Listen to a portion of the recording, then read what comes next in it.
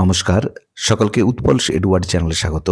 আজকের ভিডিওতে আমরা ক্লাস 9 লেসন 1 মনোজ দাসের লেখা টেলস অফ ভোলা গ্র্যান্ডপা এই গল্পের প্রতি লাইনের বাংলা অনুবাদ ও বিশ্লেষণ করব। তাই তোমরা ভিডিওটা স্কিপ না করে অবশ্যই প্রথম থেকে শেষ পর্যন্ত দেখবে।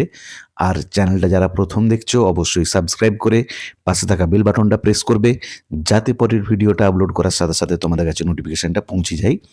আমি ক্লাস 9 প্রত্যেকটি লেসনের প্রতি লাইনের বাংলা অনুবাদ বিশ্লেষণ এবং এখান থেকে যে অ্যাক্টিভিটিগুলো বা এক্সারসাইজগুলো দিয়ে আছে তোমাদের প্রত্যেকটি এক্সারসাইজের উত্তর নিয়ে ডিটেলস আলোচনা করে পরপর ভিডিও আপলোড করে যাব। তোমরা অবশ্যই চ্যানেলটা ফলো করতে থাকবে। চলো শুরু করা যাক আজকের বিষয়, টেলস অফ ভোলা গ্র্যান্ডপা। দেখো, TALES, টেলস মানে হচ্ছে গল্পগুলি, TALE টেল মানে গল্প, TELL টেল মানে বলা, TAIL টেল মানে হচ্ছে লেজ। তিনটেই কিন্তু টেল, প্রনাউন্সিয়েশন এক বাট ডিফারেন্ট মিনিং, হোমোফোনস, একই প্রনাউন্সিয়েশন উচ্চারণ কিন্তু আলাদা আলাদা অর্থ।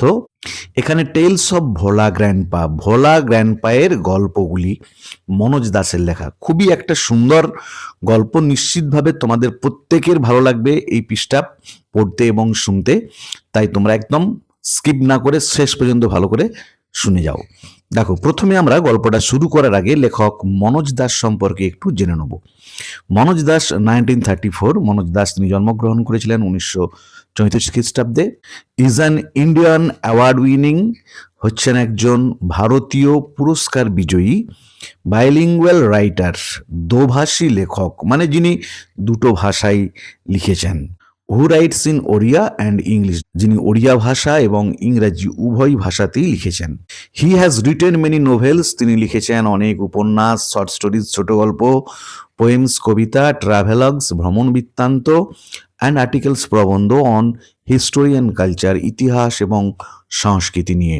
দিস টেক্সট, এই পাঠ্যাংশটা যেটা আমরা পড়ব, ইজ অ্যান এডিটেড ভার্সন, হচ্ছে একটা সম্পাদিত অংশ, অফ দাসেজ শর্ট স্টোরি, মনোজ দাসের ছোট গল্পের, হুইচ ন্যারেটস, যেটা বর্ণনা দিচ্ছে, ভোলা গ্র্যান্ডপাস হিলারিয়াস অ্যাডভেঞ্চার্স, ভোলা দাদুর, হিলারিয়াস মানে হাস্যকর, অ্যাডভেঞ্চার্স অভিযানের, seen through the eyes of a young man, যেগুলো একজন যুবক নিজের চোখে দেখেছে, who had known him closely, যে তাকে খুব কাছ থেকে চিনতো জানতো, সেই যুবক নিজের চোখে দেখা ভোলা দাদু সম্পর্কে কিছু হাস্যকর তার ঘটনা তিনি উল্লেখ করেছেন। দ্য সিম্পলিসিটি অ্যান্ড ফরগেটফুলনেস, সরলতা এবং ফরগেটফুলনেস ভুলমনা প্রকৃতি অব ভোলা গ্র্যান্ডপা, ভোলা দাদুর, যে ভোলা দাদুর সরলতা এবং ভুলমনা প্রকৃতি, provides an element of humour, আমাদের দিয়েছে হাস্যরস, অন হুইচ দ্য স্টোরি হিঞ্জেস, যেটাকে নির্ভর করে গল্পটা আবর্তিত হয়েছে। ভোলা দাদুর ওই সরলতা বা ভুলমনা প্রকৃতি, যেটাকে কেন্দ্র করে আমাদের গল্পটা নির্ভর করেছে বা আবর্তিত হয়েছে, যাকে কেন্দ্র করে আমাদের গল্পটা গড়ে উঠেছে। এরপরে আমরা মূল পাঠ্যাংশে প্রবেশ করব। দেখো, Bhola grandpa and his wife lived, Bhola দাদু এবং তার স্ত্রী বাস করত at the western end of our village, আমাদের গ্রামের পশ্চিম প্রান্তে। লেখক বা বক্তা বলছেন যে ভোলা দাদু এবং তার স্ত্রী আমাদের গ্রামের একদম পশ্চিম প্রান্তে বসবাস করত। A large bakul tree overshadowed their hut, একটা বিশাল বড় বকুল গাছ তাদের কুটিরটিকে ছায়ায় ঢেকে রাখত।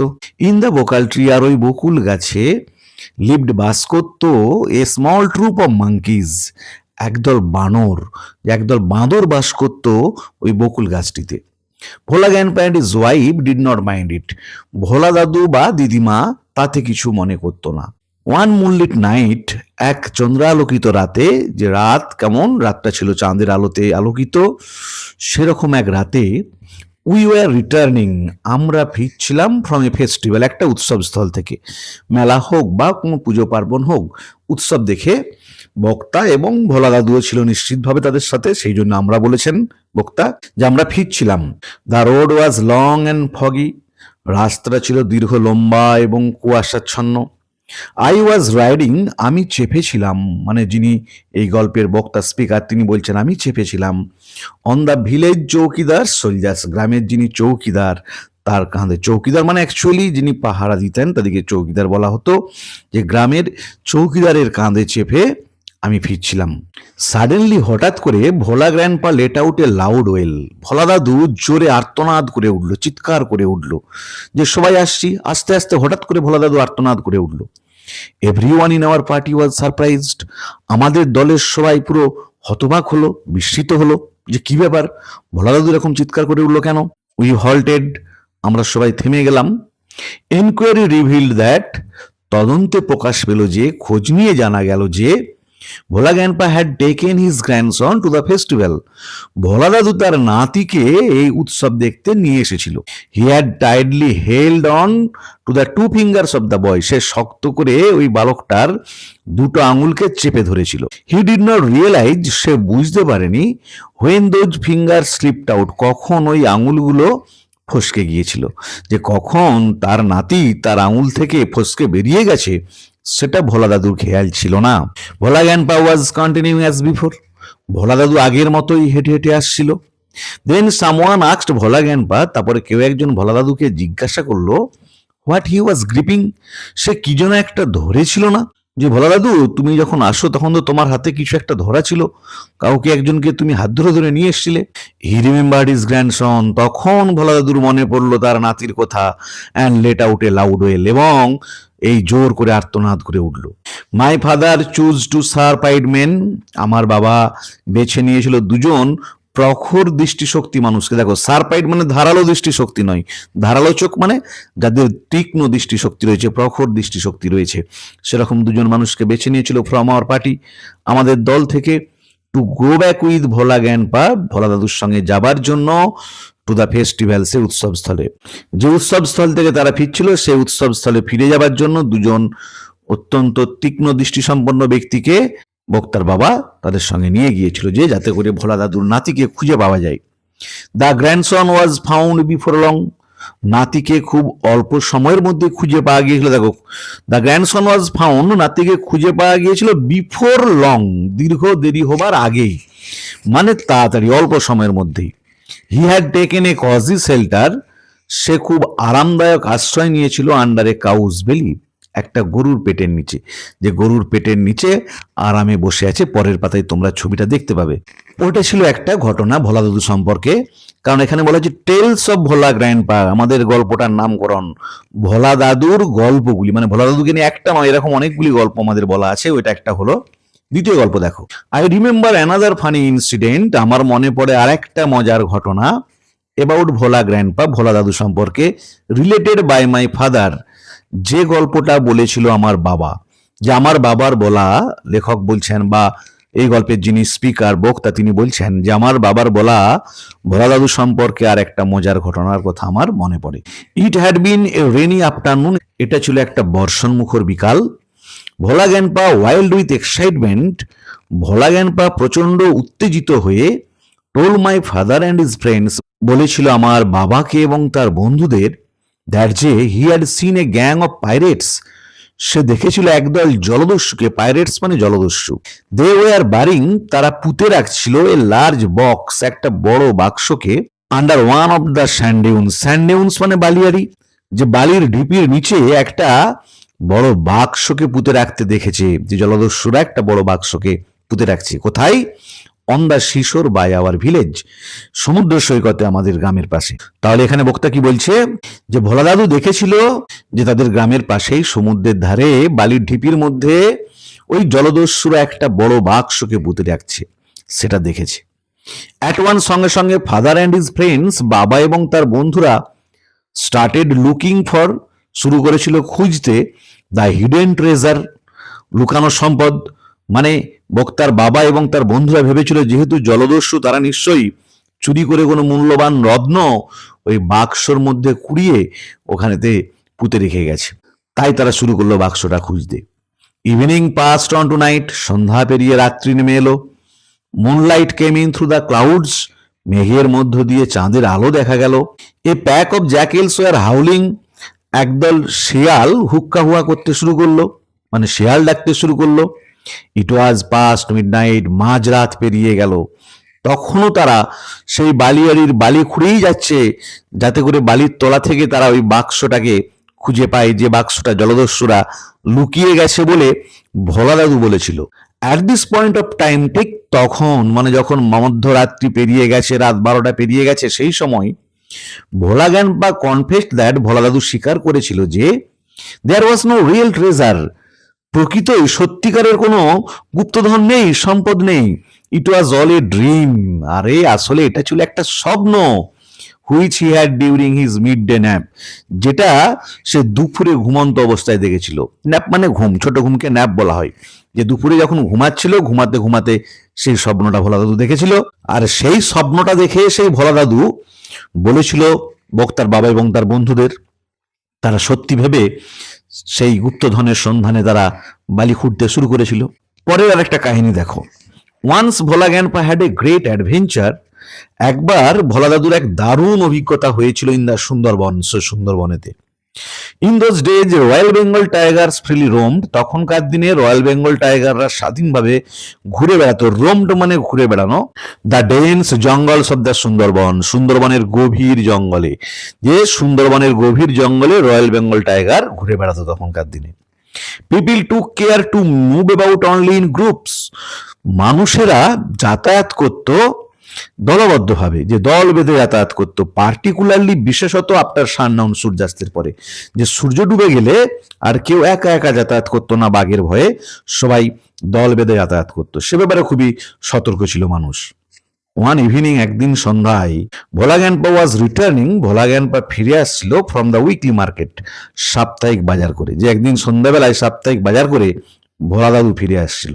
সাডেনলি, হঠাৎ করে, অ্যাট এ ডিস্টেন্স, কিছুটা দূরে, of about 5 years behind him, 5 গজ দূরে তাদের পিছনে, হি হার্ড, সে শুনতে পেয়েছিল the growl of a royal Bengal tiger, একটা রয়্যাল বেঙ্গল টাইগারের গর্জন। ভোলা গ্যান্ডপা টার্নড, ভোলা গ্যান্ডপা ভোলা দাদু ঘুরেছিল, অ্যান্ড ফাউন্ড, লক্ষ্য করেছিল, দ্য ব্রাইট গেজ, উজ্জ্বল চাউনিট অফ দ্য টাইগার, বাঘের অন হিজ ফেস, তার দিকে তাকিয়ে আছে। যে একটা বাঘ তার মুখের দিকে জল জলে চোখে তাকিয়ে আছে, সেটা ভোলা দাদু লক্ষ্য করেছিল। Bhola grandpa instantly climbed up a nearby banyan tree, Bhola দাদু সঙ্গে সঙ্গেই পাশে দিয়ে এক বট গাছ উঠে পড়লো। The tiger road and circle the tree, বাঘটা গর্জন করতে লাগলো এবং গোল হয়ে ঘুরতে লাগলো গাছটার চারপাশে, এবাউট 100 টাইমস, প্রায় কয়েকশো বার। যে 100 বারের মতো চক্কর কাটলো গাছটার চারপাশে, যে গাছটার উপরেতে ভোলা দাদু উঠে পড়েছিল। দেন ইট সেটেল ডাউন আন্ডার এ বুশ, তারপরে এটা বসে পড়েছিল একটা ঝোপের নিচে, without taking it's I of him, তার থেকে চোখ না সরিয়ে। উইথ নাইট ফল, রাত্রি নামার সাথে সাথে, the forest গ্রিউ dark and silent, জঙ্গলটা অন্ধকার এবং নীরব হয়ে গিয়েছিল। ভোলা গ্যান্ডপা কুড হিয়ার, ভোলা দাদু শুনতে পাচ্ছিল, দ্য টাইগার বিটিং ইটস টেল, বাঘটা তার লেজ দিয়ে আঘাত করছে অন দ্য ড্রাই লিভস, শুকনো পাতাগুলোকে। যে শুকনো পাতায় বাঘের লেজের আঘাত ভোলা দাদু শুনতে থাকলো। আওয়ার্স পাস্ট, ঘন্টার পর ঘন্টা কাটতে লাগলো। Dawn broke with the cooing of doves, ঘুঘু পাখির ডাকে ভোর হলো। ভোলা গ্যান্ডপা কেম ডাউন, দেখো ভোলা দাদু নিচে নেমে এলো, যে গাছ থেকে নিচে নেমে এলো, আর সেই গাছের নিচেই কিন্তু বাঘটা বসে রয়েছে। দেয়ার ওয়াজ এ গ্রুপ অফ মেন, একদল মানুষ, অন এ মাউন্ট, একটা ঢিপির উপরে, লিটিল ওয়ে, কিছুটা দূরে, যে কিছু দূরে একটা ঢিপির উপরে একদল মানুষ ছিল। তারাও হয়তো রাত্রেবেলা ভোলা দাদু বাড়ি ফিরেনি বলে ভোলা দাদুকে খুঁজতে বেরিয়েছে, খুঁজতে খুঁজতে ভোর হয়ে গেছে। তারা তখন একটা ঢিপির উপরে দাঁড়িয়ে আছে সেই মানুষের দলটি। ভোলা গ্যান্ডপা ক্লাইম্ব দ্য মাউন্ট, ভোলা গ্যান্ডপা গিয়ে উঠলো সেই ঢিপিটার উপরে, and requested the first man, এবং অনুরোধ করলো প্রথম মানুষটাকে, হি স, যাকে সে দেখেছিল, for some water to drink, কিছুটা পানীয় জল। যে যার সঙ্গে প্রথম দেখা হলো ঢিপিটায় উঠেই, তাকে গিয়ে খাবার জল চাইলো ভোলা দাদু। The man had seen the tiger waiting, আর মানুষটা কিন্তু লক্ষ্য করেছিল বাঘটাকে অপেক্ষা করতে দেখে। যে লোকটা কিন্তু দেখতে পাচ্ছে ভোলা গ্যান্ডপা যে গাছটা থেকে নেমে পেরিয়ে আসছে তাদের দিকে, সেই গাছের নিচেতেই বাঘটা অপেক্ষা করে রয়েছে ভোলা দাদু কখন গাছ থেকে নামে তাকে ধরার জন্য। কিন্তু ভোলা দাদু পেরিয়ে চলে এলো, বাঘটা তাকে কিছু করলো না। হি ওয়াজ মাচ বিউইল্ডার্ড, সে প্রচন্ড হতভম্ব হলো, হতচকিত হয়ে পড়ল সে। What is your secret that you simply walk past the hungry beast, আরে গোপন রহস্যটা কি যে তুমি হেঁটে পেরিয়ে এলে একটা ক্ষুধার্ত পশুকে, অ্যান্ড ইট ডিড নাথিং, এবং এটা তোমার কিছু করলো না। যে গোপন রহস্যটা কি, কোনো মন্ত্রতন্ত্র জানো নাকি? যেরকম একটা ক্ষুধার্ত বাঘের পাশ দিয়ে তুমি হেঁটে চলে এলে, বাঘটা তোমাকে কিছু করলো না। ইয়াক্স ভোলা গ্যান্ডপা, সে লোকটি ভোলা দাদুকে জিজ্ঞাসা করলো। The tiger was stretching it's limbs and earning. বাঘটা হাত পা ছুটছিল এবং হাই তুলছিল। আসলে বাঘের তো আর হাত নেই, পাগুলো অঙ্গ প্রত্যঙ্গগুলো মিলছিল এবং হাই তুলছিল। মানে বাঘটাও সারা রাত ওই গাছের তলায় বসে থেকে ভোলা দাদুর অপেক্ষায় সেও তন্দ্রাচ্ছন্ন হয়ে উঠেছিল যখন ভোলা দাদু গাছ থেকে ভোরের বেলা নেমে আসে। তাই সে বুঝতে পারেনি ভোলা দাদু নেমে চলে যাচ্ছে বলে। সেজন্য বলছে বাঘটাও কিন্তু তার অঙ্গ প্রত্যঙ্গ গুলো ছুটছিল এবং হাই তুলছিল। দেন ভোলা grandpa remember the tiger.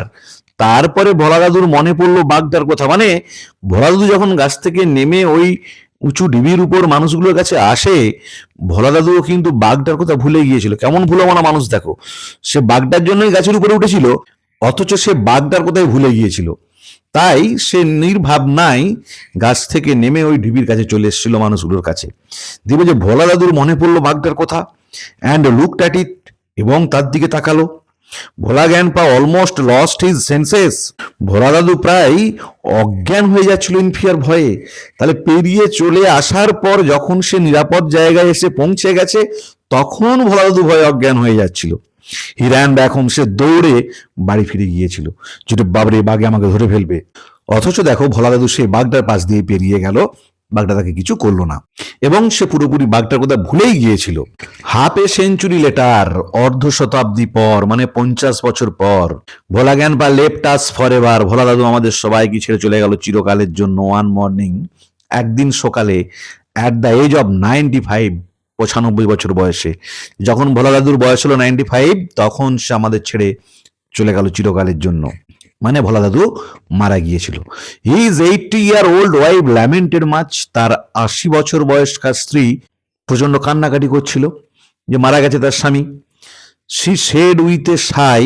She বলতে কে? ভোলা দাদুর স্ত্রী। সে দীর্ঘশ্বাস ছেড়ে বলল, the old man must have forgotten to breathe. বুড়োটা নিশ্চয়ই শ্বাস প্রশ্বাস নিতে ভুলে গিয়েছিল, তাই মারা গেছে। কারণ ভোলা দাদু এতই ভুলোমনা, ভোলা দাদুর স্ত্রী মনে করে নিশ্চিতভাবে ভোলা দাদু শ্বাস প্রশ্বাস নিতে ভুলে গিয়েছিল বলেই হয়তো সে মারা গেছে। তাহলে আজকের ভিডিওতে আমরা ক্লাস 9-এর প্রথম লেসন মনোজ দাসের লেখা টেলস অফ ভোলা গ্র্যান্ডপা এই গল্পটির প্রতি লাইনের বাংলা অনুবাদ ও বিশ্লেষণ করলাম। ভিডিওটা ভালো লাগলে অবশ্যই লাইক করবে, বন্ধুদের মধ্যে শেয়ার করবে এবং কমেন্ট করে জানাবে। আর চ্যানেলটা যারা প্রথম দেখছো বা এখনো সাবস্ক্রাইব করনি, তারা অবশ্যই সাবস্ক্রাইব করে পাশে থাকা বেল বাটনটা প্রেস করবে, যাতে পরের ভিডিওটা আপলোড করার সাথে সাথে তোমাদের কাছে নোটিফিকেশনটা পৌঁছে যায়। ভালো থেকো সবাই, ধন্যবাদ।